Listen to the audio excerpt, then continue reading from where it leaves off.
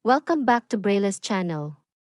Another good news po para sa lahat ng senior citizens may pension o wala, may SSS o GSIS, mahirap man o mayaman, ay kasama na po lahat at aprobado na. Ang Universal Social Pension.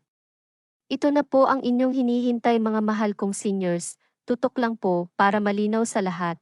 Pero bago po tayo magsimula, if bago ka pa lang sa aking channel, please, do kindly subscribe, like and share na din Braille's sa kapwa channel. natin senior citizens Subscribe. para malaman Braille's agad channel. nila ang Subscribe. magandang balita na Braille's ito. channel.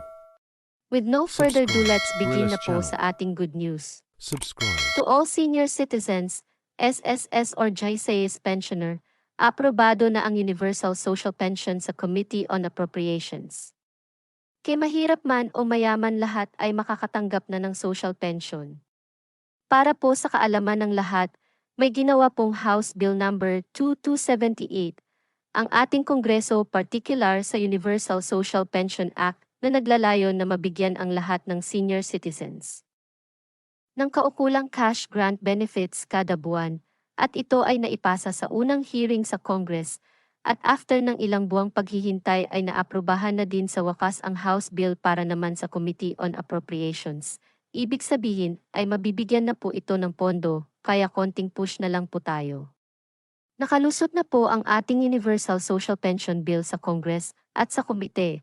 Ngayon ay ipapasa naman nila ito sa Senate, at kapag ito ay naaprubahan na ay ibibigay na po ito sa ating presidente para mapirmahan na at maging ganap na siyang batas. At makagawa na rin ng implementing rules and guidelines sa pagbibigay sa ating senior citizens. Ano nga ba ang nilalaman ng House Bill 2278? Ang Universal Social Pension ay para po sa lahat, ibig sabihin all senior citizens, SSS, GSIS o other agency pensioners ay kasama na sa mabibigyan ng social pension kada buwan o kada semester, mahirap o mayaman, may trabaho o wala, nasa abroad man o may sustento sa mga anak ay kasali na. Basta tumuntong sa edad na 60 years old at kasama sa listahan ng OSCA sa inyong lungsod ay otomatikong makakatanggap ng social pension. Siguraduhin din po na nakarehistro po kayo sa NCSC o National Commission of Senior Citizen para sa pagtatala at paglalaan ng pondo. Magkano nga ba ang magiging social pension?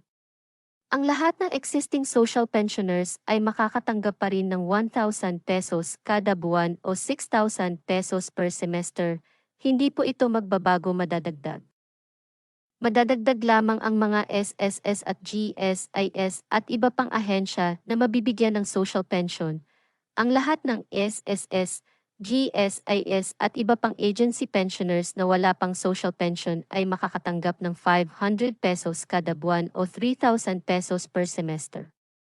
Ito po ay pansamantala lamang dahil after 5 years, ito ay gagawin ng 1,000 pesos kada buwan at 6,000 pesos per semester.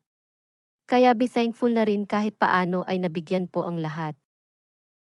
Maraming salamat po sa ating mga magigiting na congresswoman, congressman at representatives sa pagsulong ng Universal Social Pension, Congresswoman Milagros Aquino Magsaysay, Congresswoman Jinky Beatrix Luistro, Marikina City 2nd District Representative Stella Luz Kimbo, at iba pang mga tumulong para maipasa ang nasabing batas. Konting paghihintay na lang po mga mahal nating senior citizens, at malapit nyo na po makamit ang matagal nyo nang hinihintay na maging universal para sa lahat. Huwag po tayong bibitaw sa ating panalangin na mapabilis na ang pagsasabatas nito at maipamahagi na rin sa lahat ng ating mga senior citizens. Manatili po kayong nakatutok sa aking channel para sa mga latest updates na makakatulong po sa inyong lahat. Sa mga hindi pa po nakaregister sa NCSC, mag-online registration na po kayo para sa appropriations budget na ilalaan sa bawat lungsod at maitala na rin po kayo sa listahan na mabibigyan ng pondo. Marami pong salamat at God bless po sa inyong lahat. Dagdag panalangin po para tuloy-tuloy na po ito.